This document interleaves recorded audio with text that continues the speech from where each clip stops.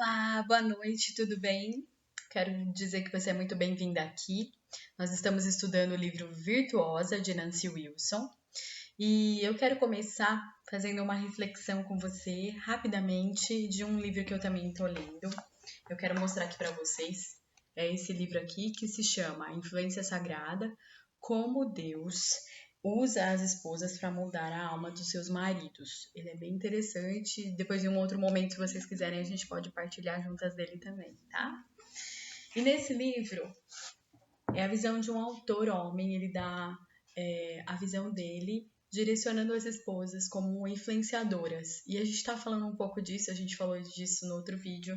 E eu queria ler um trechinho bem rapidinho para você, que diz assim: De fato, Deus vê e ouve tudo o que acontece em sua vida e em seus relacionamentos. Ele conhece as muitas esposas que sofrem em casamentos sem amor. Sabe como os homens tendem a desprezar as mulheres e agir com condescendência com suas esposas. Ele sabe que os homens podem oferecer força, sustento, consolo e segurança, mas também que eles podem ser frustrantes, aterradores, exigentes e egoístas. Ele vê as mulheres que se sentem presas na armadilha de um casamento difícil e aquelas que desfrutam de casamentos relativamente bons com homens que ocasionalmente agem de forma egoísta, rude e distante. E com relação a tudo isso que ele fala que Deus vê e Deus sabe o que a gente passa em nossos relacionamentos diários, aquilo que a gente vive nos nossos casamentos ou na nossa vida cotidiana, ele diz assim: ainda assim, a despeito de tudo que a gente está vivendo, você pode saber como direcionar seu homem a um caminho ainda melhor. Vou ser franco, você não pode mudar um homem, mas pode influenciá-lo ou movê-lo, o que é uma arte muito mais sutil. Então, o livro vai tratar de como uma mulher pode influenciar. Baseado nisso, eu estive fazendo uma aula no portal Mulheres de Força, que é o portal da Pamela Arumá, se vocês quiserem pesquisar, é uma bênção. E ali, uma das professoras falou sobre uma literatura, e ele fala sobre as horas de vida que a gente tem nesse livro. E quando ele coloca essas horas como o tanto de tempo que a gente ainda vai viver, ele faz questionamentos, né? O que você faria se você descobrisse que essas horas estão contadas? E aí ele fala assim: você já ouviu a frase "você só vive uma vez"? Geralmente as pessoas dizem isso pensando em aproveitar cada instante da vida ao máximo. Mas o que elas têm em mente é se entregar aos prazeres vazios de uma vida sem Cristo. Nós quem? Nós que cremos em Deus, né? Nós cristãos. Como a gente já leu nos escritos, ele cita a Nancy Wilson, que é essa do livro Virtuosa. Devemos também aproveitar cada instante de nossas vidas, mas não com prazeres egoístas e vazios, mas com uma vida gasta pelos outros, em serviço e amor, para a glória de Deus. E você pode estar perguntando, Fê, por que você leu isso se a nossa intenção é saber sobre as virtudes, o papel da esposa? É porque tudo diz respeito a essa busca estar centralizada em Deus. Eu quero dizer para você algo que tem soado muito no meu ouvido. Todas as vezes que eu busco cumprir o meu papel, procuro essas virtudes, eu caio nos meus erros, eu me dou conta de que a busca sozinha, só para eu dizer que eu consegui a virtude, ela não vai me levar em nada. Mas quando eu lembro que é pela graça de Deus, é porque Ele é gracioso, porque Ele é paciente, porque Ele é amoroso. Ele pode me fazer ter um olhar diferente para o meu marido, para os meus filhos, para os meus pais.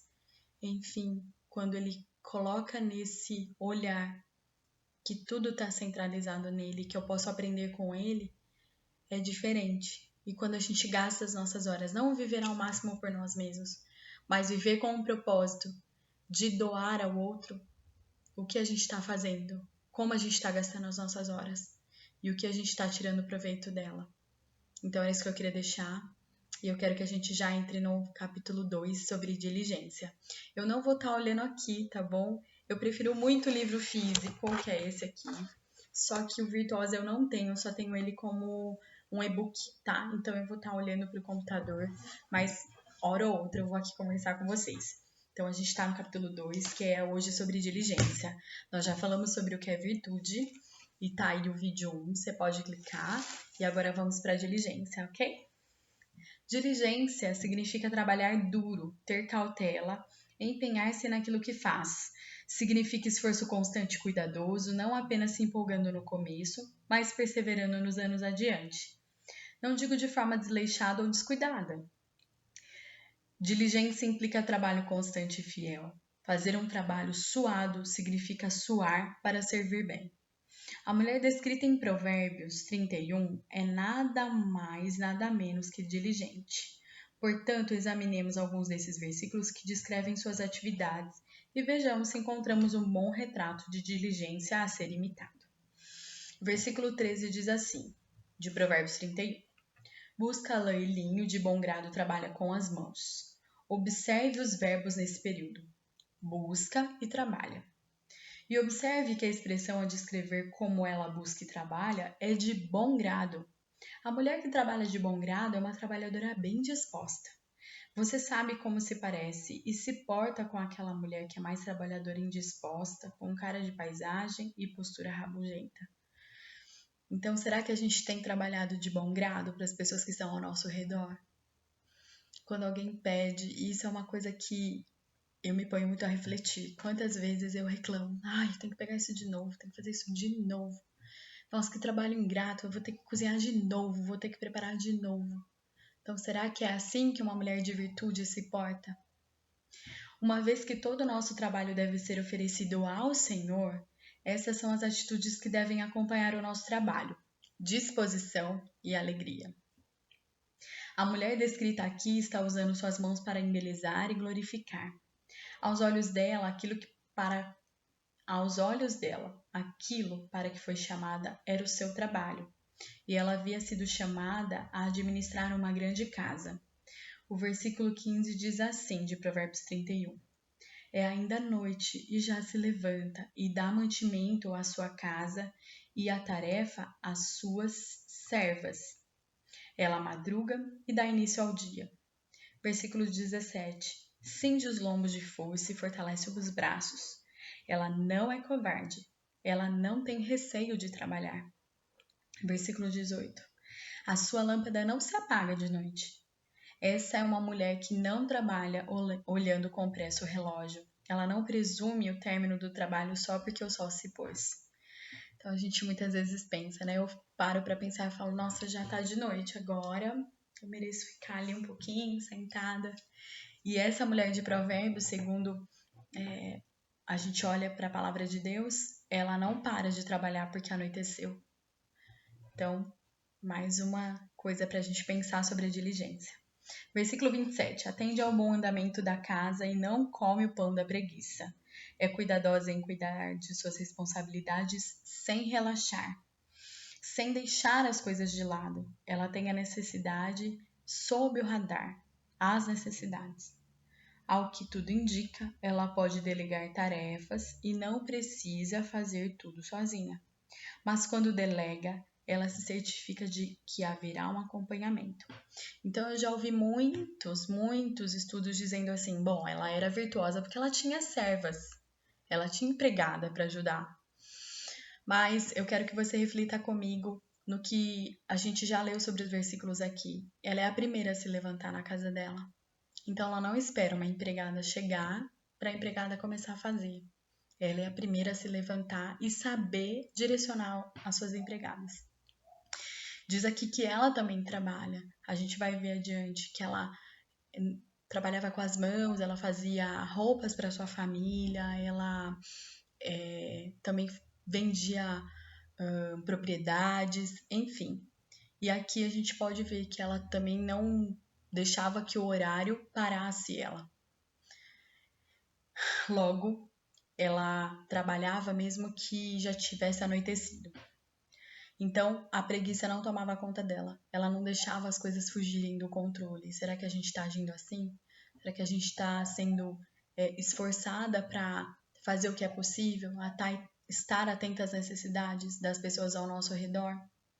A ociosidade é sempre um perigo, e esta mulher não cede.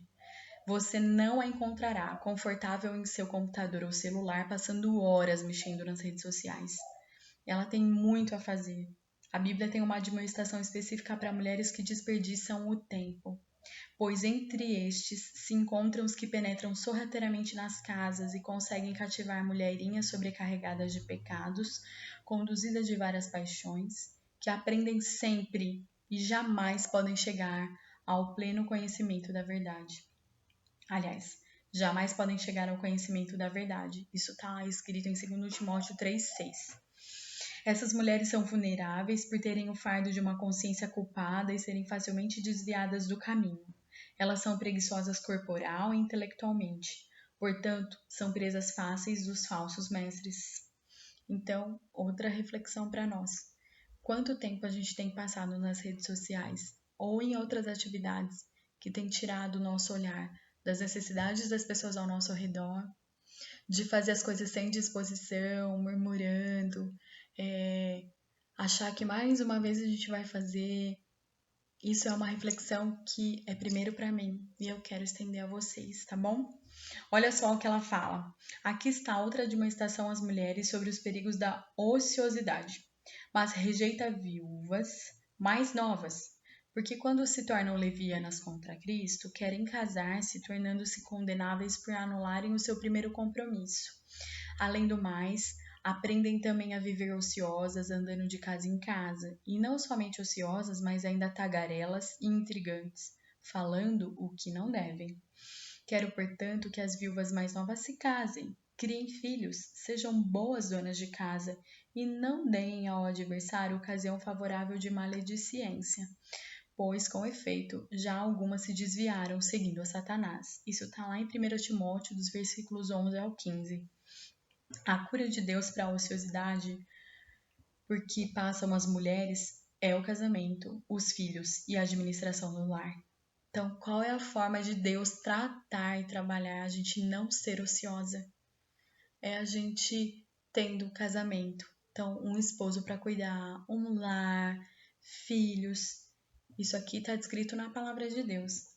Ele dá às mulheres algo profundamente importante para fazer que exige diligência permanente. Deus não apenas odeia a ociosidade, mas também abençoa a diligência. O preguiçoso não assará a sua caça, mas o bem precioso do homem é ser ele diligente. Isso está escrito em Provérbios 12, 27. O que trabalha com mão remissa empobrece, mas a mão dos diligentes vem a enriquecer-se. Isso está descrito em Provérbios 10, 4. E também a gente tem um versículo que diz que a mão diligente dominará, mas a remissa será sujeita a trabalhos forçados, que está lá em Provérbios 12, 24. O preguiçoso deseja e nada tem, mas a alma dos diligentes se farta. Isso está lá em Provérbios 13, versículo 4. Diligência espiritual. Toda diligência, ela começa primeiramente. Então, a gente vai ver aonde ela se inicia. Ela se inicia com a diligência espiritual. Se somos espiritualmente ociosas, somos ociosas também no ato de servir. Então, sempre, em primeiro lugar, ela vai colocar essa questão de Deus. Onde está o meu relacionamento com Deus? Como está a minha vida espiritual, a minha vida lá dentro? O meu relacionamento com o Senhor. Porque se eu estou deixando de fazer isso, as outras coisas não vão ser boas. Se eu não consigo ter um relacionamento com o Senhor, todo mais, ele vai ser difícil. Esforcemo-nos, pois, por entrar naquele descanso, a fim de que ninguém caia, segundo o mesmo exemplo de desobediência, como diz lá em Hebreus 4:11. Segui a paz com todos e a santificação, sem a qual ninguém verá o Senhor, atentando diligentemente, porque ninguém seja faltoso, separando-se da graça de Deus. Nem haja alguma raiz de amargura que, brotando, vos perturbe, e por meio dela muitos sejam contaminados. Hebreus 12, do 14 ao 15. Por isso mesmo vós, reunindo toda a vossa diligência, associai com a vossa fé a virtude, como está lá escrito em 2 Pedro 1,5. Deus deseja que o nosso povo, que o seu povo, seja frutífero. Ser frutífero é prestar obediência cheia do Espírito aos mandamentos de Deus, a todos os mandamentos. Devemos ser diligentes quando o assunto é o nosso chamado, e devemos ter toda a diligência quando o assunto é a nossa fé. Devemos confiar nosso chamado e eleição. Temos o dever de cuidar bem do estado de nossa própria alma. E devemos cuidar da nossa própria caminhada cristã. Quer dizer, damos atenção, vigiamos e trabalhamos, e tudo pela graça de Deus. Então, o nosso primeiro chamado: como estamos com o Senhor? E eu percebo muito claramente que quando eu começo o meu dia com Deus, o meu restante do dia é muito diferente. Então, o que por muito tempo eu deixava de fazer, hoje eu penso, se eu começar o meu dia com Deus, Ele pode me levar a viver um dia muito melhor do que se eu tentar levar isso sozinha. Perguntas, tá, meninas? Todo final de capítulo ela faz perguntas. 1. Considere seu dia desde o momento em que você acorda até a hora de ir dormir à noite. Durante o dia, você costuma ficar ociosa às vezes? Como controlar o tempo e torná-lo mais frutífero? Eu quero deixar uma dica aqui que eu aprendi com uma diretora minha, a Tina, e ela fala assim, ela aprendeu e repassou isso para nós. Durante cada final de hora, anota num papel o que você fez. O que eu fiz agora? Da 1 às 2 horas da tarde. Das 6 às 7 da noite. E você vai ver se você tem sido ociosa ou não. Como a ociosidade difere dos momentos de descanso e lazer? Podemos ter? Claro, com certeza, mas a gente precisa diferenciar se não é a ociosidade. 3. Deus deseja que o seu povo seja viciado em trabalho? Qual a diferença entre ser frutífero e estar ocupado? 4. Qual é a mentalidade do mundo referente ao quanto uma pessoa deve trabalhar?